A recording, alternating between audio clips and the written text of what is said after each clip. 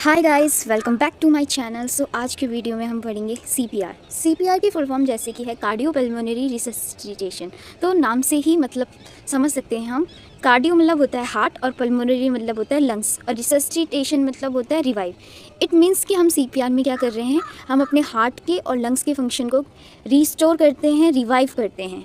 हम इसका इंट्रोडक्शन बात करेंगे तो रिससिटेट मतलब होता है रिवाइव। रिससिटेशन क्या होता है, एक कोई सा एफर्ट्स होता है जिससे कि हम अपने लंग्स या हार्ट की फंक्शन को क्या करते हैं, रिस्टोर करते हैं। तो जब एक पेशेंट जो होता है उसका हार्ट बीट नहीं करता और वो ब्रीथ नहीं कर पाता तो उसको हम क्लिनिकल डेथ बोलते हैं, जो कि एक रिवर्स प्रोसेस होता है। इसको हम रिवर्स कर सकते हैं।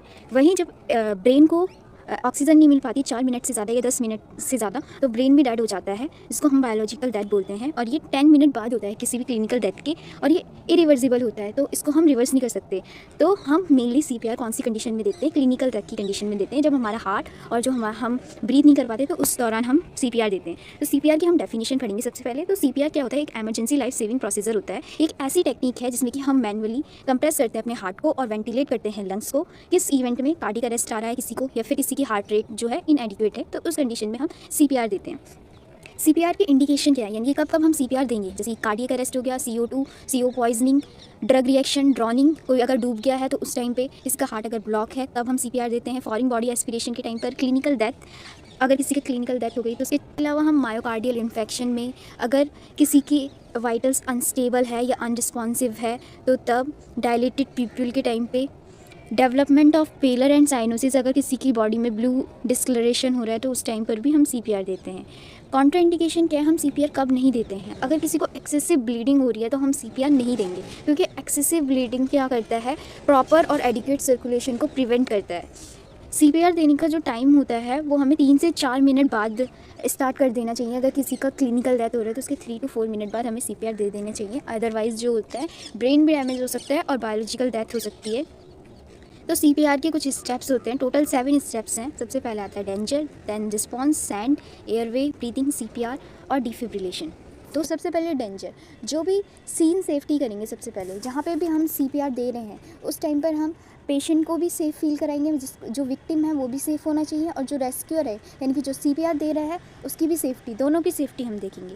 देन सेकंड आता है रिस्पांस, हम पेशेंट का रिस्पांस चेक करते हैं। रिस्पांस हम कैसे चेक कर सकते हैं पेशेंट का, हम काउज मेथड का यूज़ करके हम पेशेंट का रिस्पांस चेक करेंगे। पहले पेशेंट को टैप करेंगे और देन काउज मेथड यूज़ करेंगे। काउज मेथड क्या है, C4 can you hear me, O4 open your eyes, ठीक है, W4 what is your name, and S4 squeeze my hand, इसका हम यूज़ करेंगे। देन हम, अगर पेशेंट रिस्पॉन्ड नहीं कर रहा है तो हम कॉल करेंगे एम्बुलेंस को 000 पे, ठीक है। और हम कोड ब्लू भी जनरेट कर सकते हैं। हॉस्पिटल में अगर हम हैं तो कोड ब्लू यूज़ होता है सीपीआर के लिए। देन हम पेशेंट का एयरवे, ब्रीदिंग और सीपीआर दे देते हैं। तो सीपीआर के लिए हम CAB मेथड का यूज़ करेंगे। सबसे पहले हम क्या करेंगे, कंप्रेशन देंगे। कंप्रेशन 30 कंप्रेशन देते हैं, 2 एयरवे या 2 ब्रीदिंग देते हैं, ठीक है। तो सबसे पहले अगर हमें कंप्रेशन देना है तो 1 मिनट में हम 100 to 120 टाइम कंप्रेस करेंगे। कंप्रेस करने के लिए हम अपने दोनों हाथ का यूज़ करेंगे, और हमारी जो एल्बो होनी चाहिए वो स्ट्रेट होनी चाहिए, और पेशेंट के चेस्ट के बीच यानी कि निपल लाइन के जो बीच है वहाँ पर हम कंप्रेस करेंगे 100 to 120 टाइम्स। तब तक कंप्रेस करते हैं जब तक कि पेशेंट जब तक वो रिस्पॉन्ड नहीं करता तब तक हम कंप्रेस करते हैं, ठीक है। देन उसके बाद हम उसका एयरवे भी मेंटेन करते हैं। एयरवे मेंटेन करने के लिए हम उसका चिन को लिफ्ट करेंगे, ठीक है। उसका जो हेड है वो थोड़ा सा टिल्ट करेंगे पीछे की तरफ, ठीक है, क्योंकि पेशेंट जब अनरिस्पॉन्सिव होता है या फिर बेहोश होता है तो उस टाइम पर उसकी जो टंग होती है वो पीछे की साइड रोल बैक कर जाती है। तो उसको प्रिवेंट करने के लिए हम उसकी चिन को उसके हेड को टिल्ट करेंगे और उसकी चिन को क्या करेंगे, अपलिफ्ट करेंगे, ठीक है। देन हम ब्रीदिंग में पेशेंट का जो माउथ होता है उसको कवर कर देंगे। देन अपना माउथ पेशेंट के माउथ पे रखेंगे, ठीक है, और उसको क्या बोलते हैं, ब्रीदिंग देंगे, ठीक है। ब्रीदिंग करने के टाइम हमें लुक, लिसन, फील भी करना है। पेशेंट को हवा देंगे, फिर इंतज़ार करेंगे कि वो अपने हवा छोड़े, ठीक है। फिर सीपीआर वगैरह हमने परफॉर्म कर दिया। फिर डिफिब्रिलेशन में हम क्या करेंगे, तब तक हम रिपीट करते रहेंगे सीपीआर जब तक कि कोई एम्बुलेंस नहीं आ जाती या फिर कोई AED अराइव्स नहीं हो सकता है। AED एक पोर्टेबल डिवाइस होता है जो कि हार्ट की रेट या हार्ट की रिदम को चेक करने के लिए यूज़ किया जाता है, ठीक है। तो बस यही सबसे पहले हम बात करेंगे सीन सेफ्टी। सबसे पहला स्टेप होता है सीन सेफ्टी। सीन सेफ्टी में क्या होता है, अगर किसी को भी सीपीआर देने की नीड हो रही है आउटसाइड द हॉस्पिटल या इन हॉस्पिटल, तो अगर आउटसाइड द हॉस्पिटल कोई पेशेंट है वो बेहोश है और उसको सीपीआर हम दे रहे हैं, तो उस टाइम पे हमें रेस्क्यूअर यानी कि जो जान बचा रहा है उसकी भी सेफ़्टी देखनी और जो विक्टिम है उसकी भी सेफ़्टी देखनी है। इसके अलावा अगर हम हॉस्पिटल में सीपीआर दे रहे तो हम पीपी का यूज़ करेंगे। देन सेकंड स्टेप होता है चेक रिस्पांस ऑफ पेशेंट, यानी कि हम दूसरे स्टेप में पेशेंट का रिस्पांस चेक करेंगे। हम देखेंगे कि पेशेंट रिस्पांस कर भी रहा है कि नहीं। अगर हम रिस्पांस कैसे चेक करेंगे पेशेंट का, हम पेशेंट के शोल्डर पर टैप करेंगे और हम काउज मेथड का यूज़ करेंगे। काउज मेथड क्या होता है, C4 can you hear me, open your eyes. Then W4 what is your name, S4 squeeze my hand. हम पेशेंट को ये सब चीज़ करने के लिए बोलेंगे। अगर पेशेंट रिस्पॉन्स कर रहा है तो यानी कि ठीक है, लेकिन अगर पेशेंट रिस्पॉन्ड नहीं कर रहा है तो हम हेल्प के लिए कॉल करेंगे। तो थर्ड स्टेप आता है हमारा कॉल फॉर हेल्प। इसमें क्या होता है, अगर पेशेंट जो हो रहा है वो रिस्पॉन्ड नहीं कर रहा है, आउटसाइड द हॉस्पिटल है हम, तो हम क्या करेंगे, हम कॉल करेंगे एम्बुलेंस को और बोलेंगे और कुछ डिटेल्स देंगे पेशेंट के बारे में। अगर हो सकता है कि हम ऐसी साइड पर हो जहाँ पे डिसास्टर आया तो बहुत सारे पेशेंट इंजर्ड हो रखे हैं, तो उस टाइम पे सीपीआर की नीड है, तो हम बताएंगे उनको नंबर ऑफ़ कैजुअलिटीज़, कितने ज़्यादा पेशेंट हैं जिनको नीडेड है, अप्रॉक्स एज कितनी है पेशेंट की और लोकेशन क्या है, कहाँ पर सीपीआर की नीड है। हॉस्पिटल में अगर हम हॉस्पिटल में हैं तो हम एक्टिवेट करेंगे कोड ब्लू या फिर किसी को बोलेंगे जैसे कि ERS जो कि एमरजेंसी रिस्पांस सर्विस होता है, ये सीपीआर के केस को हैंडल करते हैं। देन स्टेप 4 आता है check for pulse and breathing simultaneously. इसमें क्या करते हैं, हम ब्रीदिंग और पल्स दोनों को साथ साथ चेक करते हैं। जो पल्स हम पालपिट करते हैं वो कैरोटिड पल्स होती है अडल्ट में, और फिमोरल जो होती है उसका यूज़ हम चिल्ड्रन में यूज़ करते हैं। हम कभी भी फिमोरल या फिर कैरोटिड पल्स को 10 सेकेंड से ज़्यादा पालपिट नहीं करेंगे। जब भी हम ब्रीदिंग को असेस कर रहे हैं तो हम क्या करेंगे, हम अपना फेस जो है पेशेंट के फेस के ऊपर रखेंगे और जो हमारा हेड होगा उसका डायरेक्शन पेशेंट की चेस्ट की साइड होना चाहिए। और हम 3 स्टेप को फॉलो करते हैं, लुक, लिसन, फील। तो लुक, सबसे पहले तो हम क्या देखेंगे, पेशेंट की जो चेस्ट वॉल है उसका मूवमेंट देखेंगे। लिसन यानी कि हम साउंड सुनेंगे, जो भी वो अपने माउथ से एयर को स्कैप कर रहा है उसकी साउंड सुनेंगे। हम फील करेंगे मूवमेंट ऑफ एयर, ठीक है। देन हम सीपीआर स्टार्ट कर देंगे। अब हमें दिख रहा है अगर पेशेंट जो है अनरिस्पॉन्सिव है तो हम तुरंत ही सीपीआर स्टार्ट कर देंगे। अगर हम सबसे पहले पेशेंट को उसकी बैक पर यानी कि सुपाइन पोजीशन में हम लेटा देंगे। देन हम सीपीआर यूज़ करेंगे। सीपीआर में जो हम मेथड यूज़ करते हैं वो CAB मेथड होता है। C for compression, A for airway, B से ब्रीदिंग।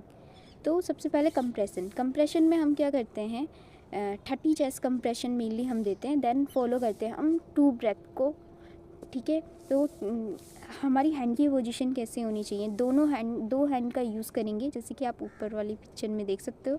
ऐसे हम अपनी हैंड की पोजीशन करेंगे।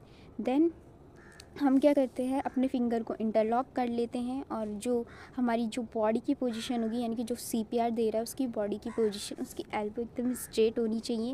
वो अपने बैक और शोल्डर का यूज़ करेगा इस हैंग के लिए। और 1 मिनट में कम से कम हम 100 to 120 टाइम कंप्रेशन देते हैं। और कंप्रेशन कितना डेप्थ होना चाहिए, 2 इंच तक का कंप्रेशन होना चाहिए। हम ये देखेंगे कि हम कंप्रेशन, जैसे हमने एक कंप्रेशन दिया तो हम पूरा तक करेंगे, जब तक एक कंप्रेशन दिया और जब तक चेस्ट जो है रिटर्न नहीं आ जाए अपने नॉर्मल पोजीशन में कंप्रेशन के बाद, तब तक हम पहली बात तो हम सीपीआर को कभी भी इंटरप्ट नहीं करेंगे।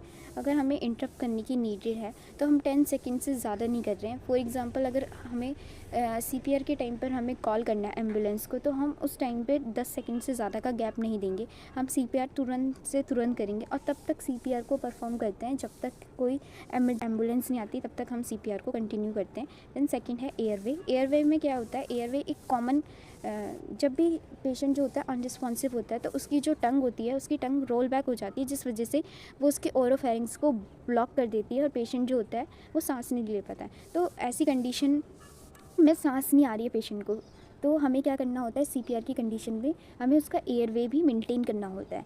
तो एयरवे के कारण क्या हो सकते हैं, एयरवे किस वजह से ब्लॉक होता है, मेनली एस्पिरेशन से।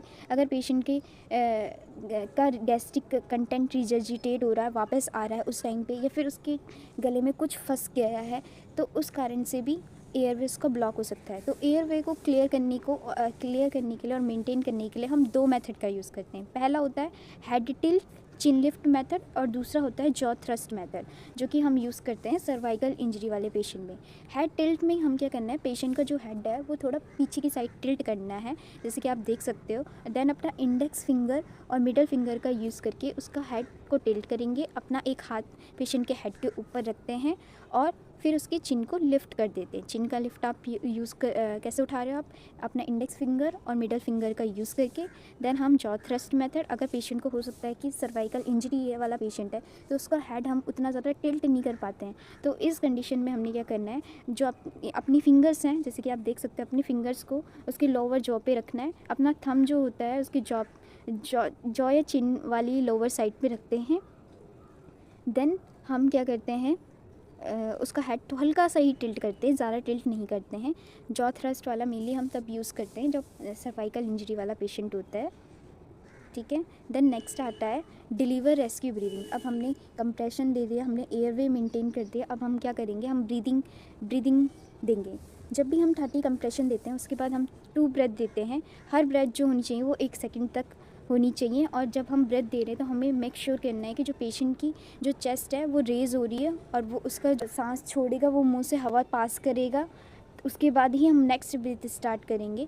देन हम 30 कंप्रेशन देंगे, उसके बाद हम 2 ब्रेथ देंगे, ठीक है। अगर एक रेस्क्यूअर है, रेस्क्यूअर यानी कि बचाने वाला, अगर बचाने वाला कोई एक बंदा है या फिर 2 बंदा है केस ऑफ एडल्ट में, तो हम किस तरीके से कंप्रेशन और किस तरीके से हम ब्रेथ देंगे। देखो, अगर 1 रेस्क्यूअर है तब भी 30 कंप्रेशन देंगे और 2 ब्रेथ देंगे। वहीं 2 रेस्क्यूअर है तब भी 30 कंप्रेशन और 2 ब्रेथ देते हैं हम, ठीक है। अगर 2 रेस्क्यूअर प्रेजेंट है और रेस्क्यूअर को अगर अपनी पोजीशन चेंज करनी है तो वो रोटेटरी मोशन में अपनी पोजीशन चेंज कर सकता है, लेकिन हम सीपीआर को कभी भी इंटरप्ट नहीं करेंगे। हम लगातार सीपीआर देंगे, तब तक सीपीआर देंगे जब तक कि एम्बुलेंस नहीं आ जाती या फिर जब तक कि पेशेंट होश में नहीं आ जाता है। तो सब सीपीआर को कभी भी हम बीच में इंटरप्ट नहीं करते हैं।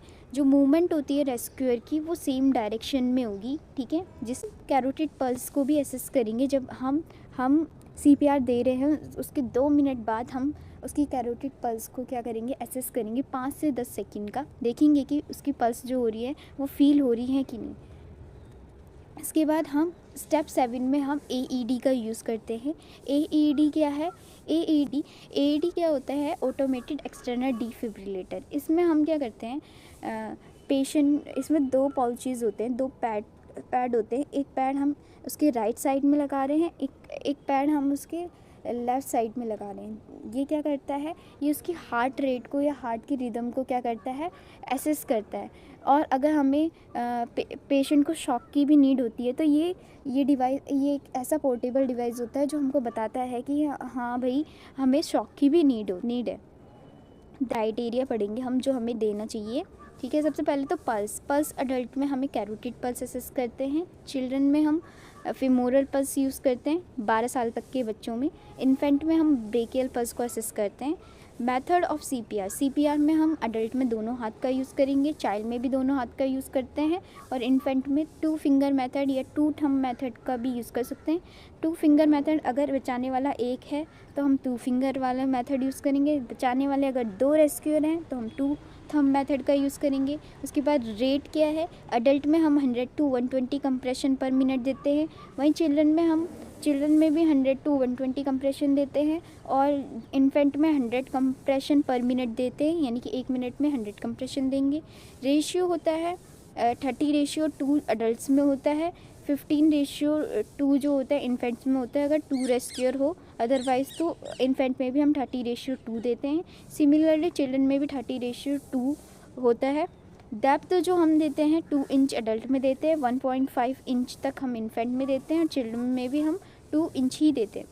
देन लैंडमार्क जहाँ पे हम सीपीआर देते हैं, तो अडल्ट में जो सीपीआर हम देते हैं वो हम बिटवीन निप्पल लाइन देते हैं, लोअर हाफ ऑफ स्टर्नम जो होता है उसके लोअर हाफ में देते हैं, ठीक है। चिल्ड्रन में हम जो होते हैं चेस्ट के सेंटर में और निप्पल लाइन के बीच में, और लोअर हाफ ऑफ स्टर्नम इनमें भी वहीं पे देते हैं।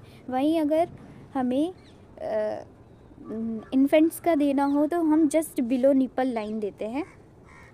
अब क्या है, नेक्स्ट आता है कि अगर हमने CPR दे दिया है तो CPR इफ़ेक्टिव है इसका हमें कैसे पता चलेगा? हमें पेशेंट में मूवमेंट दिखेगी, स्ट्रगलिंग मूवमेंट दिखेगी, ठीक है, पेशेंट मूव करेगा, ठीक है, कैरोटिड पल्स उसकी फील होगी, उसका साइनोसिस जो ब्लू डिस्कलरेशन है वो डिक्रीज़ हो जाएगा, उसकी जो ब्रीदिंग होगी वो इन्हांस हो जाएगी, वो ब्रीथ करने लगेगा, ठीक है, उसकी जो आइज़ होगी, आईलिड होगी, वो ब्लिंक करने लगेगी और उसकी जो प्यूपिल होगी जो पहले डायलेटेड थी वो अब कॉन्स्ट्रिक्ट होने लगेगी। तो इसका मतलब हमारा CPR वर्क कर दिया। तो अगर आपको मेरी वीडियो पसंद आए तो do like, share and subscribe, and do not forget to subscribe my channel for further updates.